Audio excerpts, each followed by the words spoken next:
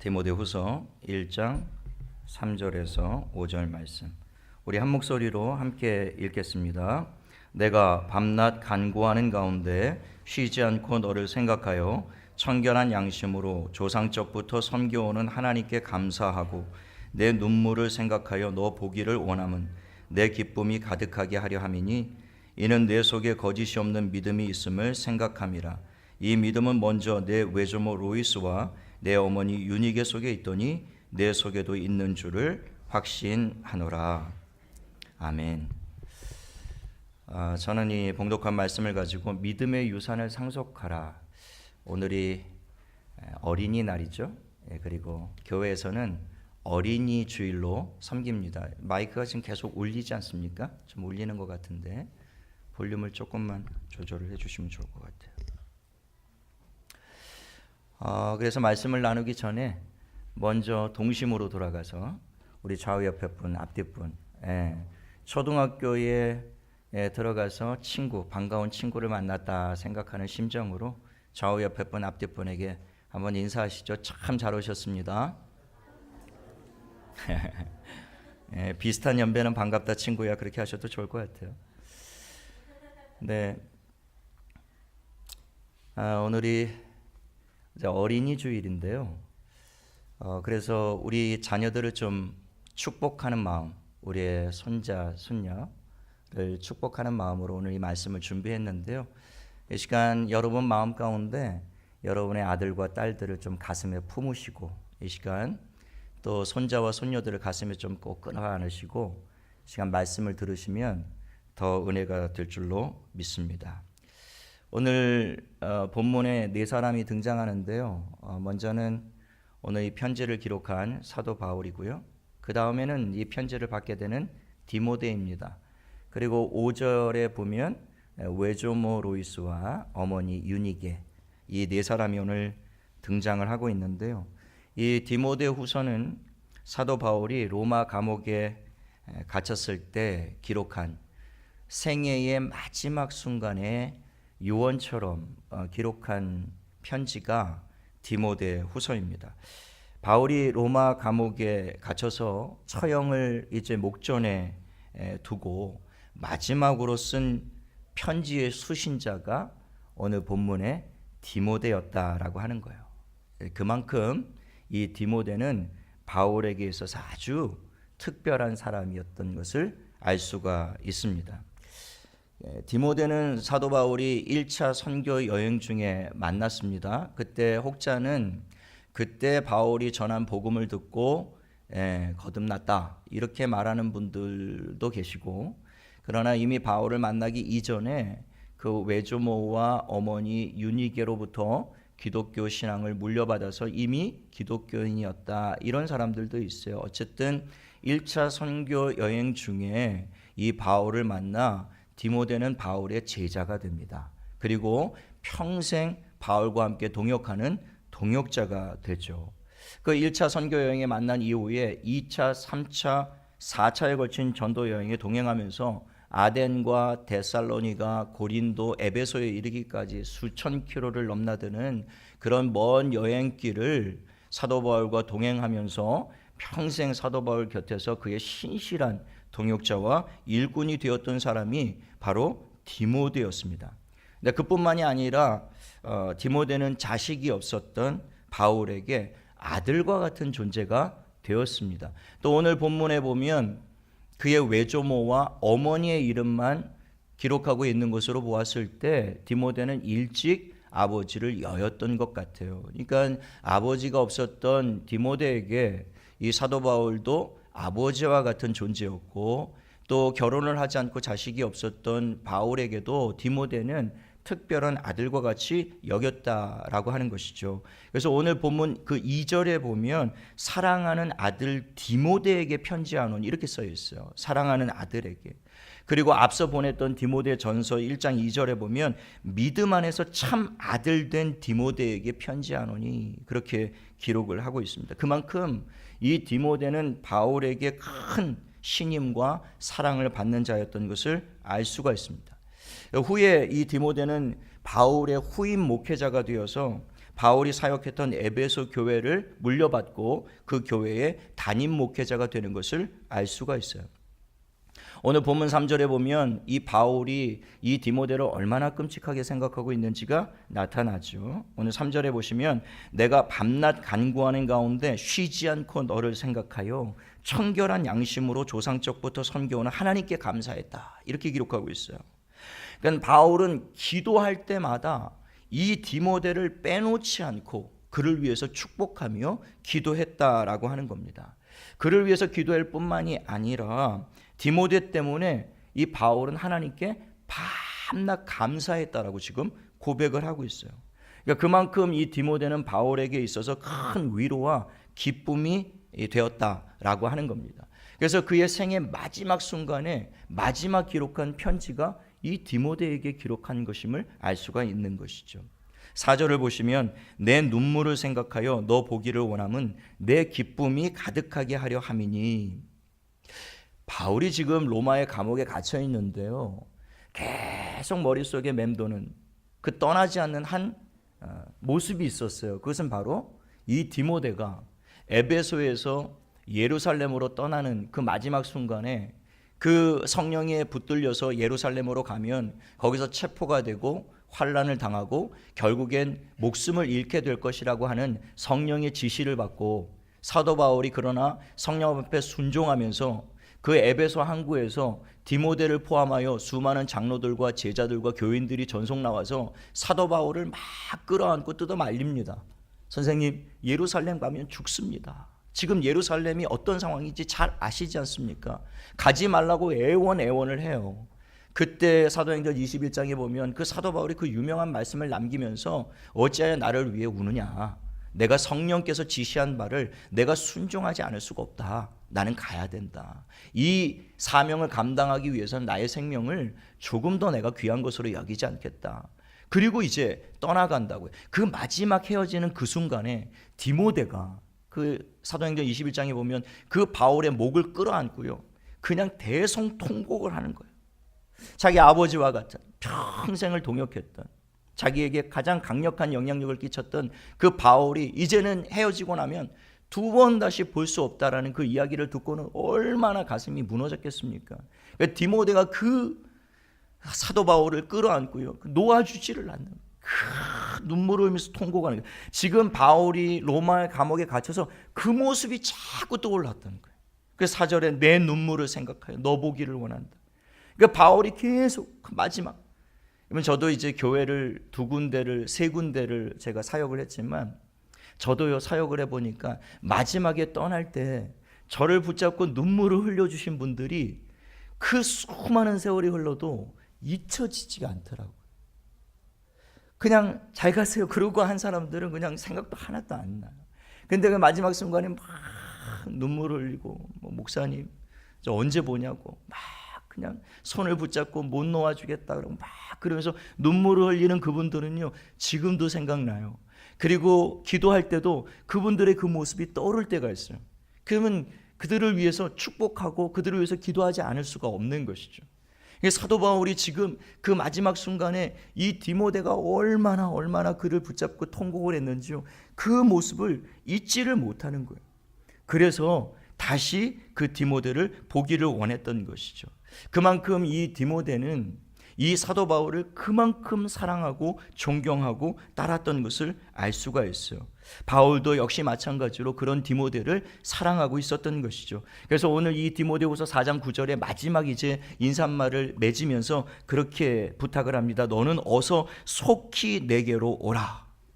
그러니까 죽기 전에, 내가 이제 죽음이 가까웠는데 죽기 전에 너를 꼭 한번 다시 보기를 원한다. 그러니까 여러분, 그 에베소에서 로마까지 수천 킬로나 떨어진 길이었는데요, 그 불원천리 이 편지를 받자마자 그냥 디모데가 열리를 제쳐놓고 로마로 달려갑니다. 그리고 마지막 이 바울을 보게 돼요. 그런데 거기서 바울을 만나러 갔다가 체포가 돼서 감옥에 함께 갇혀서 바울과 함께 고난을 받게 됩니다. 그런 사람이 디모데였어요. 그 유세비우스가 쓴 교회사를 보면 후에 로마에서 바울이 순교할 때 누가와 함께 마지막까지 바울의 곁을 지켰던 사람이 디모데였다라고 하는 겁니다.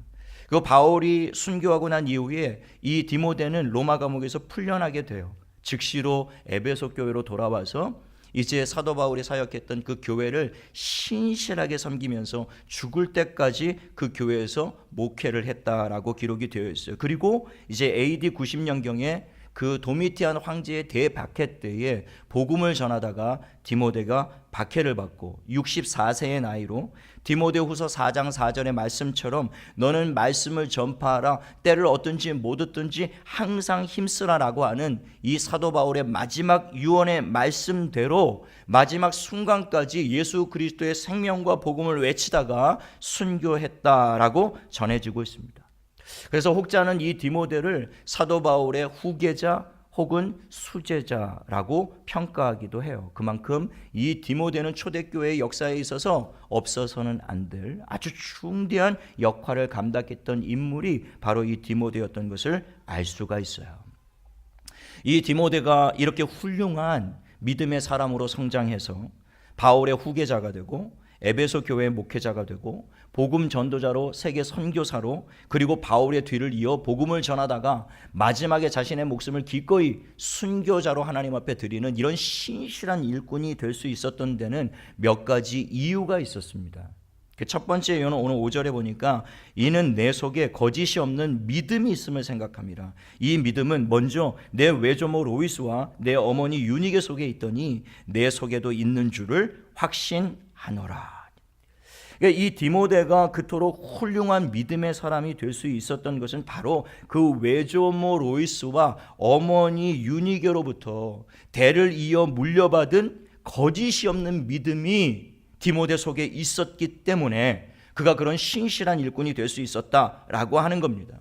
그러니까 디모데는 그 외할머니와 어머니로부터, 아버지는 일찍 돌아가셨기 때문에 아버지로부터 받은 영향은 많지 않았던 것 같아요. 그러나 그 빈자리를 사도 바울이 아버지처럼 채워주었던 것이죠. 그 할머니와 어머니로부터 거짓이 없는 믿음을 물려받았다는 거예요. 이것이 바로 믿음의 유산인 것입니다. 저와 여러분이 우리 자녀들에게 물려주어야 될 것은 이 세상의 재물이나 명예가 아니라 믿음의 유산인 줄로 믿게 되시기를 예수님의 이름으로 축복합니다. 최근에 뉴스 보도를 통해서 그 재벌 3세들이 그 일탈과 마약 투약하는 그런 소식을 접하면서 참 마음이 씁쓸하죠. 어린 나이에 부모로부터 엄청난 재물을 유산으로 물려받아서 그냥 돈 귀한 줄 모르고 흥청망청 그 SNS에 보니까 그가 하루에 쇼핑하는 그 무슨 유업의 외손녀죠.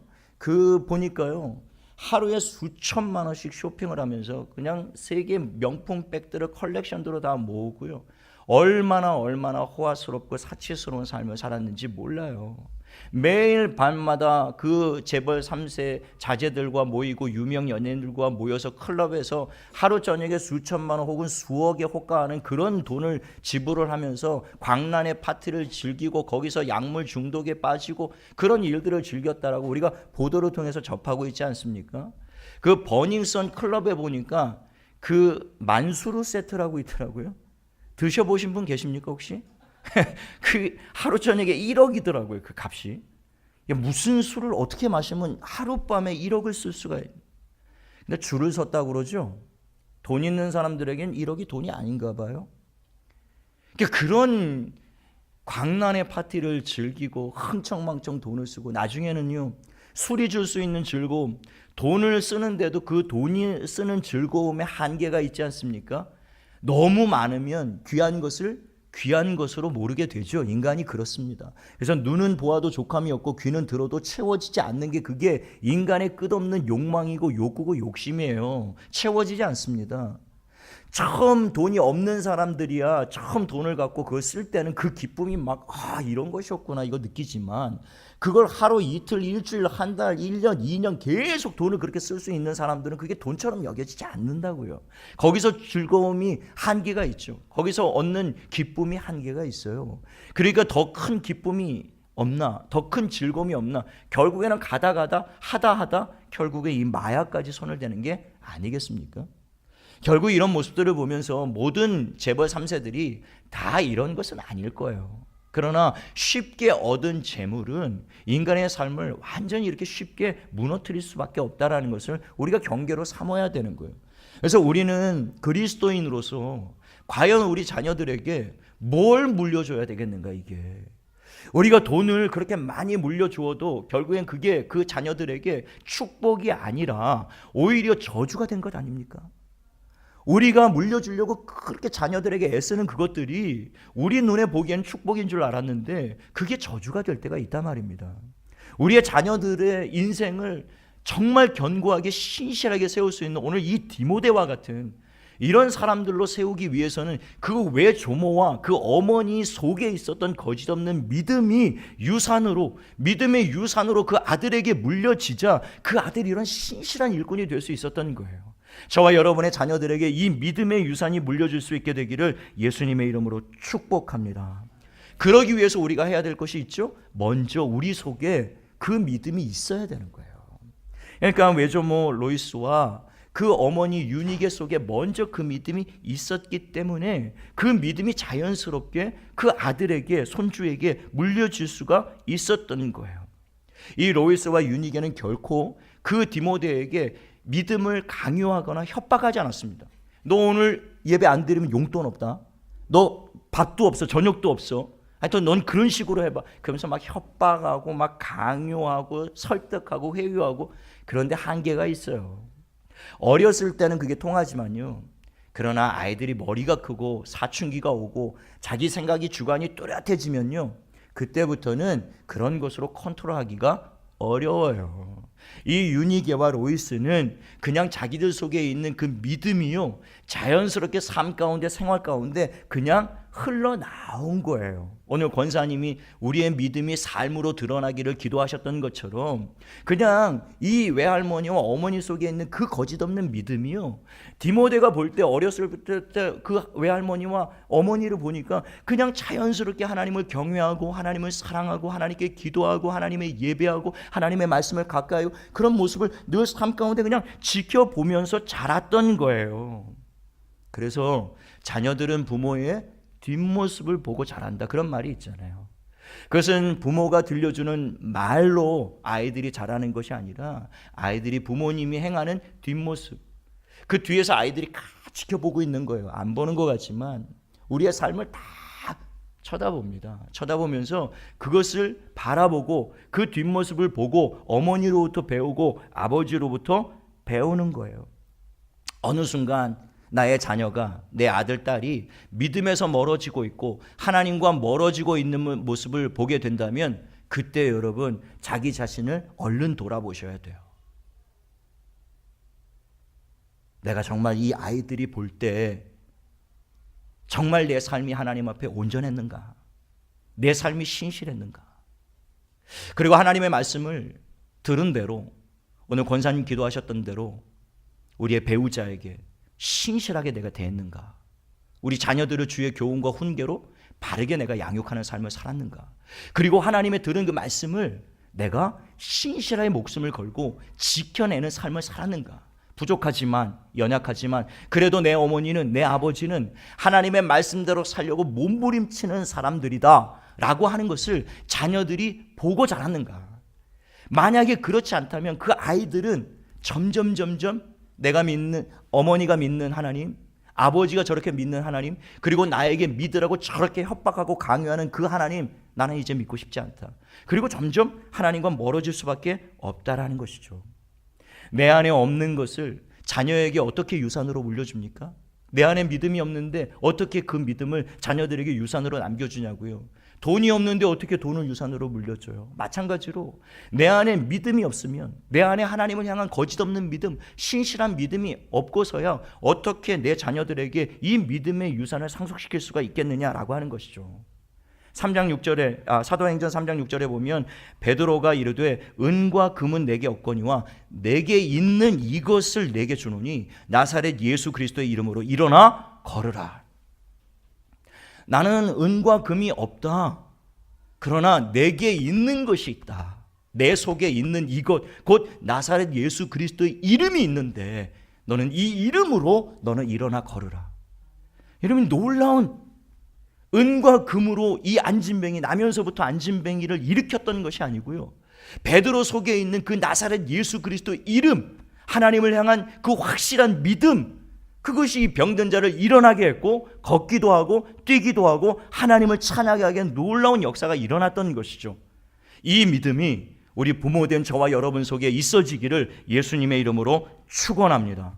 그리고 저와 여러분 속에 그 믿음이 있을 때에 그 믿음이 우리의 자녀들에게, 여러분 지금 아들과 딸을 품고 계시죠? 그 마음에 품고 지금 이 말씀을 받고 계시죠? 그 자녀들에게 그 믿음이 유산으로 물려질 수 있게 되기를 예수님의 이름으로 축복합니다. 그 아이들 속에 이 믿음이 유산으로 남겨지기 시작할 때 이 죄악된 세상 속에서 우리 아이들이 주저하지 않고 일어나고 걷기도 하고 뛰기도 하고 하나님을 찬양하면서 세상을 능히 차지하고 정복하고 다스리고 승리하는 승리자로 만들 줄로 믿게 되시기를 예수님의 이름으로 축원합니다.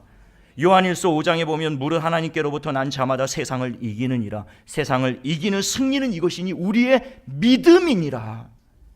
여러분, 믿음이 세상을 이기는 거예요. 잠깐 보기에는 재물이 이기는 것 같고 권력이 이기는 것 같고 세상의 명예들이 이기는 것 같아서 우리 아이들에게 공부해서 남주냐, 출세해서 남주냐, 배워서 남주냐, 그렇게 아이들 가르쳐서 이기적인 아이들, 탐욕스러운 아이들 만들어 놓은 결과가 이 세상 죄악들 아닙니까? 여러분, 이 아이들에게 우리가 물려주어야 될 것은 금이나 은 같은 것도 아닙니다. 그것들은 다 썩어질 것이라고 성경이 얘기하고 있어요. 있으면 좋겠지만 그러나 있어서 저주가 될 것이 있어요. 그러나 믿음의 유산은 아무리 많이 축복하고 아무리 많이 남겨줘도요, 그것은 그들의 인생 가운데 저주가 아니라 완전한 축복이 될 줄로 믿게 되시기를 예수님의 이름으로 부탁을 드립니다. 우리가 우리들의 자녀들을 지킬 수 있다는 것은 그것은 우리들의 착각입니다. 물론 우리가 부모로서 우리 아이들의 생명을 책임지고 우리 아이들을 지켜내야 하죠. 그러나 우리 부모가 할 수 있는 것에는 분명한 한계가 있어요. 우리가 이 아이들을 끝까지 책임지고 끝까지 지켜줄 수가 없습니다. 자, 우리 아름이가 어렸을 때 돌 지나고 막 뛰어다니기 시작할 때 상에 뜨거운 찌개를 올려놨는데 이 아이가 모르고 그것을 탁 엎어가지고요, 팔에 화상을 입었습니다. 팔이 그냥 한꺼번에 다 벗겨져 버린 거예요. 정말 제 눈앞에서 눈 깜짝할 새에 벌어진 일이었어요. 그때까지 저는 정말 내가 이 아이를 불꽃 같은 눈동자로 지켜보고 있는 동안에는 이 아이는 안전할 것이다 생각했거든요. 제 눈앞에 있으면 나는 안심할 수 있다라고 생각을 했어요. 그런데 제 바로 눈앞에서, 밥상 앞에서 그 사고가 벌어지는데 전 말릴 시간, 그것을 지킬 시간도 없더라고요. 순식간에 벌어지는, 팔이 다 벗겨져가지고 그걸 끌어안고 그냥 병원으로 내달리는데요, 저는 이 사고를 당한 이후부터 저는 완전히 제 기도가 바뀌었어요. 하나님, 저는 제 힘으로 이 아이 지켜낼 수가 없습니다. 지금 제 눈앞에서 지금 이 사고가 벌어진 이것을 볼 때 하나님, 저는 제 힘으로 이 아이 못 지킵니다. 하물며 제 눈에서 벗어났을 때 하나님, 제가 어떻게 이 아이를 책임질 수가 있겠습니까? 이제부터는 하나님 손에 맡깁니다.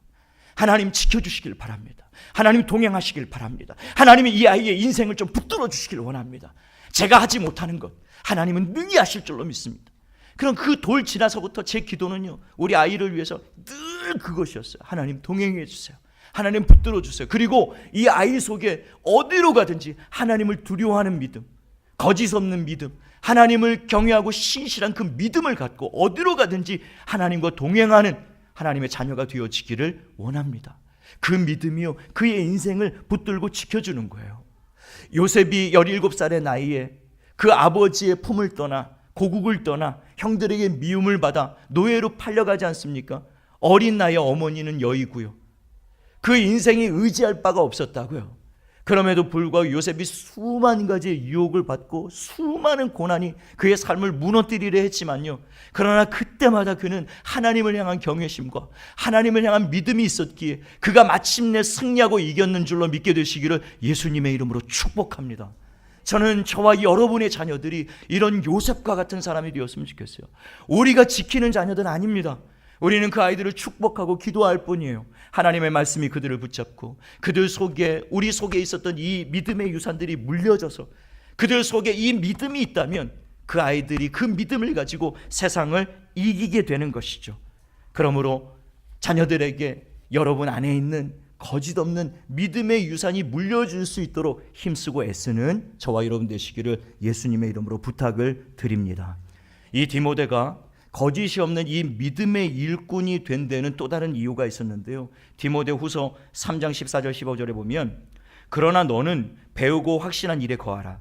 너는 내가 누구에게서 배운 것을 알며 또 어려서부터 성경을 알았나니 성경은 능히 너로 하여금 그리스도 예수 안에 있는 믿음으로 말미암아 구원에 이르는 지혜가 있게 하느니라. 그러니까 이 디모데가 거짓 없는 믿음을 소유하고 신실한 그리스도인이 되어 하나님께 귀하게 쓰임받는 일꾼이 될 수 있었던 이유가 무엇이었냐면요, 그 외조모 로이스와 그 어머니 유니게가 디모데가 어렸을 때부터 이 성경 말씀을 가르쳤기 때문이다 라고 하는 것입니다. 믿음의 유산을 물려준다라는 것은 곧 하나님의 말씀이 성경을 가르쳐준다라는 거예요. 그게 믿음의 유산을 물려주는 길이다 라고 하는 것입니다. 믿음의 유산은 어려서부터 얼마나 이 아이에게 하나님의 말씀을 들려주고 하나님의 말씀으로 이 아이를 교훈하고 양육하고 훈계하느냐에 완전히 달려 있는 거예요. 그래서 신명기 6장 6절로 7절 말씀에 보면 오늘 내가 내게 명하는 이 말씀을 너는 마음에 새기고, 부모는 먼저 이 말씀을, 하나님의 말씀을 마음에 새겨야 된다는 것입니다. 마음에 새기고 내 자녀에게 부지런히 가르치며 집에 앉아 있을 때든지 길을 갈 때든지 누워 있을 때든지 앉아 있을 때든지 이 말씀을 항상 강론할 것이요 라고 가르치고 있습니다. 그러니까 하나님의 이 살아있고 영원한 말씀을 그 부모가 양식으로 삼고 마음에 늘 새기며 하나님의 말씀 앞에 순종하기를 위해서 몸부림치면서 그 말씀을 부지런히 그 자녀들에게 계속 가르쳐야 되는 거예요. 주님이 광야에서 시험 가운데 이기셨던 그 말씀처럼 사람은 떡으로 사는 것이 아니에요. 사람은 돈으로 사는 것이 아니에요. 사람은 명예로, 명성으로, 권력으로 이 세상에 있는 것들로 사는 것이 아니요, 오직 하나님의 입으로 나오는 말씀으로 사는 것이다. 주님이 가르치셨어요. 그러니까 그 자녀들에게 이 성경을 부지런히 가르쳐서 이 생명의 양식, 그들의 영혼을 붙드는 이 생명의 되시는 이 하나님의 말씀을 부지런히 가르쳐야 된다라고 하는 거예요. 집에 있을 때에도, 길을 갈 때에도, 누워 있을 때에도, 앉아 있을 때에도 그냥 추야로 이 아이들을 하나님의 말씀으로 교훈하고 훈계해야 된다는 거예요. 여기 이 신명기 6장에서 말씀하고 있는데 이 말씀의 핵심이 무엇이냐면요, 신명기 6장 4절 5절 말씀입니다. 이스라엘아 들으라, 우리 하나님 여호와는 오직 유일한 여호와시니 너는 마음을 다하고 뜻을 다하고 힘을 다하여 내 하나님 여호와를 사랑하라. 이게 성경 전체의 핵심이에요. 그러니까 성경을 우리가 자녀들에게 가르친다라는 것은 지식을 가르치는 것이 아니라 성경을 통해서 어떻게 하면 마음을 다하고 힘을 다하고 뜻을 다하고 목숨을 다하여 우리의 하나님, 유일하신 하나님, 이 온 우주와 만물을 창조하신 하나님, 그리고 우리를 죄와 죽음에서 구원하신 그 하나님을 어떻게 하면 온 마음을 다하여 전심으로 사랑할 수 있겠는가, 그것을 가르치는 것이 신앙교육이에요. 그것이 믿음의 유산을 물려주는 거예요. 그것이 하나님의 말씀을 가르치는 것입니다. 하나님의 말씀을 가르치는 것이 성경의 지식을 그들에게 전수시키는 게 아니에요. 어떻게 하든지 하나님을 목숨을 걸고 사랑하는 아이들, 요셉이 그 신앙이 있었어요.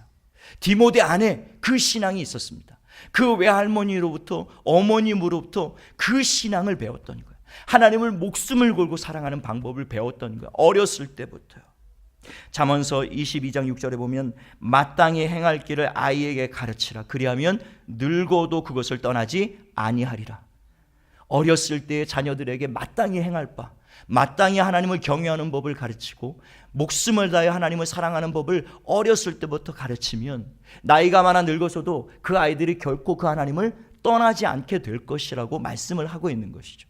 3살 버릇 여든 간다, 이건 성경에서 나온 말이에요. 어렸을 때부터. 유태인들이 여전히 예수 그리스도를 부인하고 있지만 그러나 그들 속에는 여호와 신앙이 있습니다.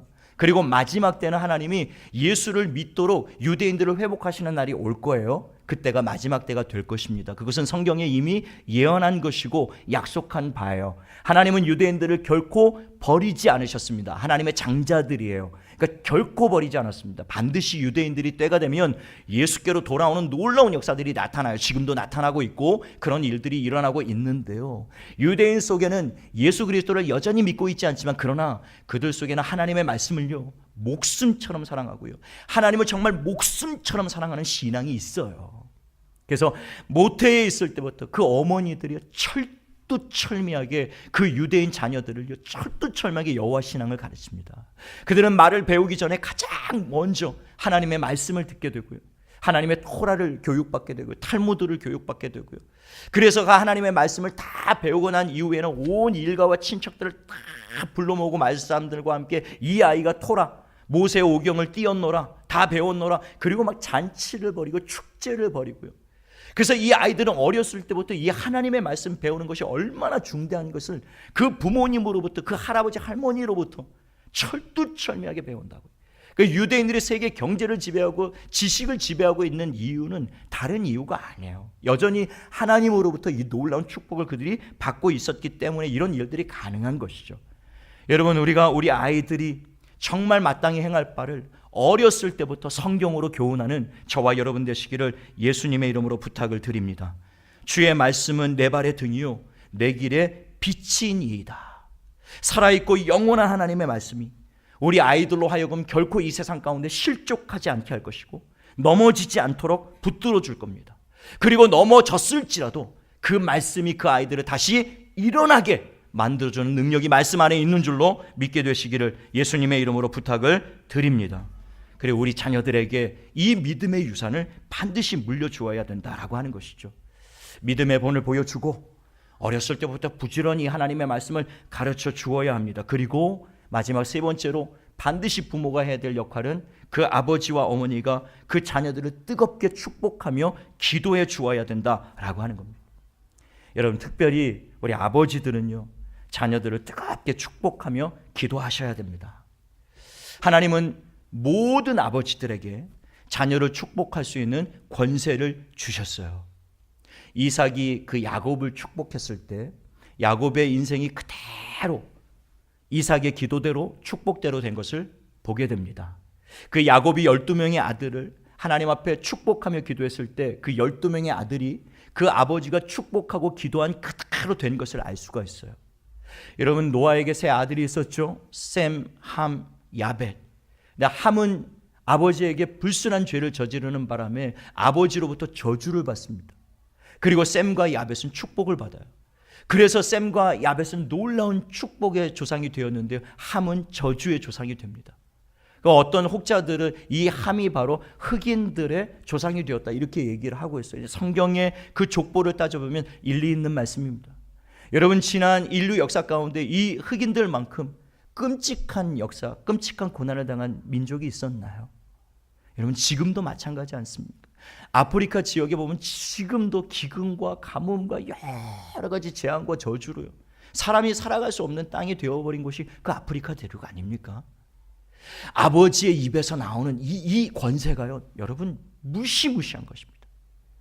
여러분, 아버지로서 가정에서 자녀들에게 어떤 말을 주로 많이 하고 있는지 여러분 돌아보셔야 돼요. 죽고 사는 것이 혀의 권세에 달려 있다고 하는데 이건 정말 진리입니다. 아버지의 입에서 무슨 말이 나와요? 여러분, 예전에 우리 어렸을 때 참 이 문둥이 같은 자식, 나가 죽어라 이런 얘기 참 많이 했죠. 나가 죽는 자식들이 참 많았어요. 그런데 그럼에도 불구하고 이 나라와 민족이 이렇게 부강한 나라가 될 수 있었던 것은 어머니들이 그 아이를 그 세수시킬 때마다 흥해라 흥해라 그래가지고 나라와 민족이 흥했다 뭐 그런 웃지 못할 이야기를 하더라고요.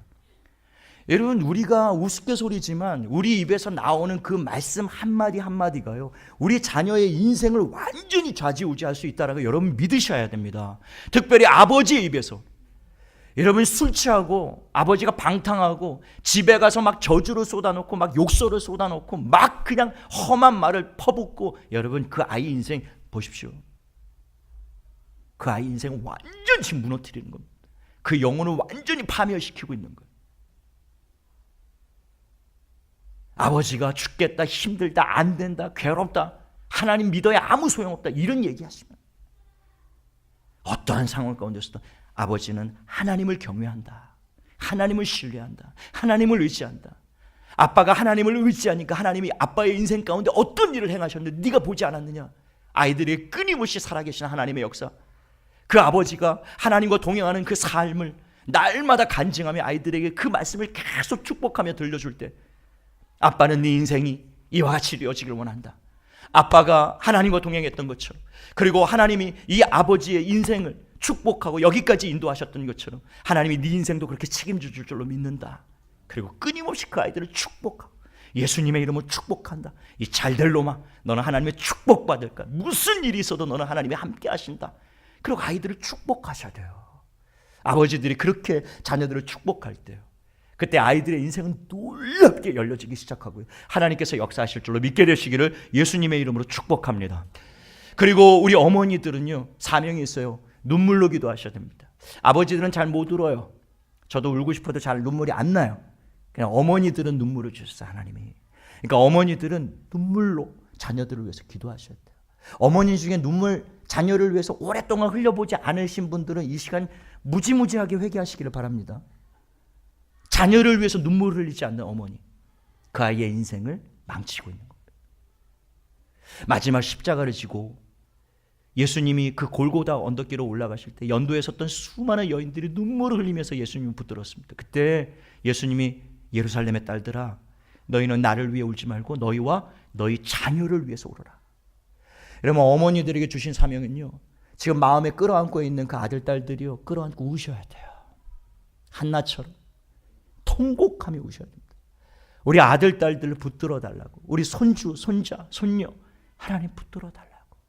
특별히 예수를 믿지 않고 예수를 믿다가 떠나버린 자녀들이 있다면 정말 막 가슴을 찢어야 됩니다. 애통하셔야 됩니다. 에이, 냅둬요, 그냥 때가 되면 오겠죠. 여러분, 그런 태도로 어머니가 하시니까 아이들이 떠나는 거예요. 때가 되면 오겠지. 아니에요. 영원히 돌아오지 않을 길로 나갈 수 있습니다. 그 안타까운 마음, 그 절박한 마음, 막 애통하는 마음으로요, 그 눈물을 흘리면서 아들 딸들을 위해서 기도하셔야 돼요. 그리고 그 아들 딸들이 여러분들이 내내 24시간 쫓아다니면서 지켜줄 것 아니라면 그 아이들 지켜낼 수 있는 유일한 한 분은요, 하나님밖에 없어요. 그러면 그 하나님께 기도하시는 방법 외에는 그 아들을 지켜낼 방법이 없는 겁니다. 하나님 손에 맡겨야 돼요. 하나님 손에 의탁해야 돼요. 그래서 돌아오지 않는 자녀를 보면서요, 지난주에 우리 이현숙 집사님이 제게 전화를 거셨어요. 오늘 이 예배 가운데 우리 딸이 꼭 나왔으면 좋겠는데 목사님이 기도해 주십시오. 그냥 한 주간 동안 얼마나 간절히 기도했는지 몰라요. 막 애통하면서 막 우시더라고요. 내 딸이 어렸을 때 유아세를 받았는데 어쩌다가 세상길로 나가서 예수를 부인하고 떠나서 교회를 나오지 않고 있습니다. 그러면서 막 전화기를 붙잡고 우는 거예요. 그렇게 눈물로 기도하는 자식은 결단코 하나님이 외면하지 않습니다. 반드시 하나님이 그 어머니의 눈물의 기도, 지난주에 수로보니 그 여인이 그냥 개취급을 받으면서 그 딸 하나 고치겠다라고 그 예수님 앞에 매달리고 울며 불며 부르짖었죠. 하나님은 외면하지 않습니다.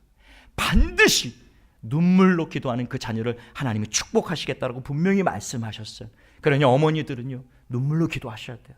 오늘 이 예배 마치고 우리가 함께 하나님 앞에 자녀를 품에 끌어안고 기도할 건데요, 그 아이들을 위해서 눈물이 안 나오면 눈을 막 찔러서라도 우세요. 그냥 막 정말 막 애통하는 심령을 가지고 하나님, 우리 아들 딸들, 우리 손주들 예수께로 돌아올 수 있도록 여러분 크게 기도하셔야 돼요. 이 말씀만 하고 말씀을 마치겠습니다. 300년 전에 살았던 조나단 에드워즈와 맥스 듀크라는 사람이 있었습니다. 자녀들에게 믿음의 유산을 물려주는 것이 얼마나 중요한 것인지를 보여주는 그런 예인데요, 에드워즈는 미국의 각성운동을 일으켰던 신실한 청교도 신앙을 가지고 있었던 목회자였습니다. 가난했지만 자녀들에게 신앙을 물려주었어요.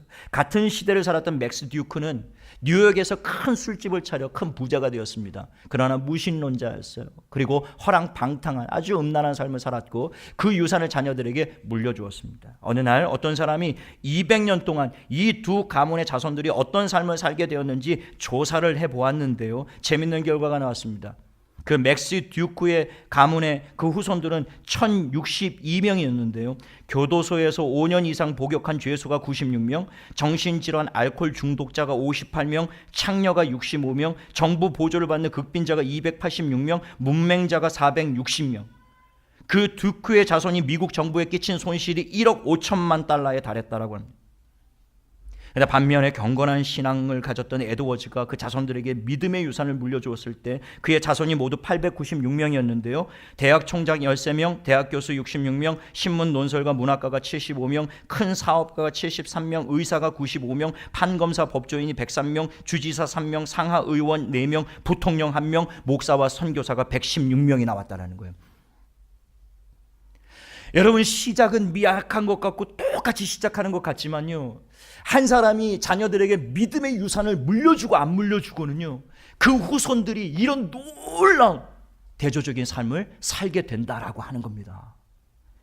여러분, 시편 37절 25절 26절에 보면 내가 어려서부터 늙기까지 의인이 버림을 당하거나 그의 자손이 걸식함을 보지 못하였다. 그는 종일토록 은혜를 베풀고 꾸어주니 그의 자손이 복을 받는도다.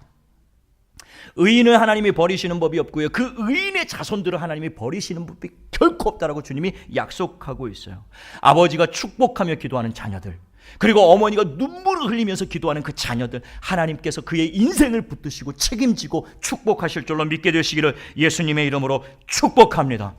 나를 사랑하고 내 계명을 지키는 자에게는 내가 자손 1000대까지 이 은혜를 베풀겠다, 하나님의 약속이거든요.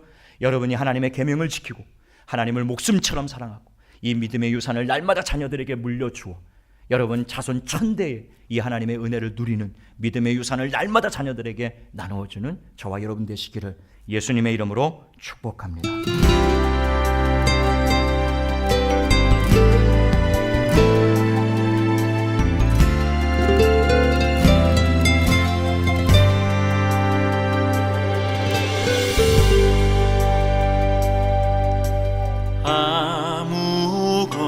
아무것도 두려워 말라. 주 나의 하나님이 지켜주시네. 놀라지 마라, 겁내지 마라. 주님 나를 지켜주시네.